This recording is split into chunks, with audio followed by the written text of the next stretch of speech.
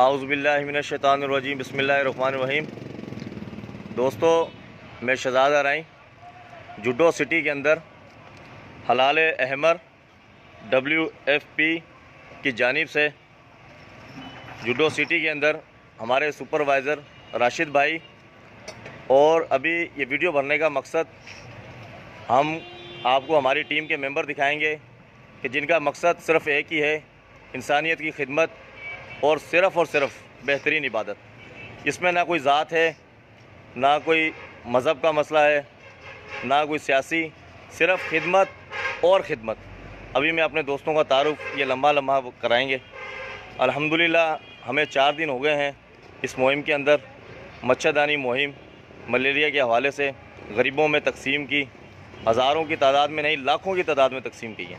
अभी मैं तारुफ़ कराऊँगा आपको, ये लम्हा अपना तारुफ़ कराएंगे। जी, नाम बताएं। रादूमल। Prakash Kumar DP supervisor. Narayan Das supervisor सिकतारन साहब। रोशन नारायण। मोहम्मद फारूक राजपूत। रोशन अली जुनेजो। कामरान अली रायमो। अच्छा दोस्तों, ये सब दोस्त आपको नज़र आ रहे हैं। हम सब दोस्तों को सिर्फ दुआओं में याद रखना। हमारा मकसद एक ही होना चाहिए, इंसानियत की खिदमत और बेहतरीन इबादत।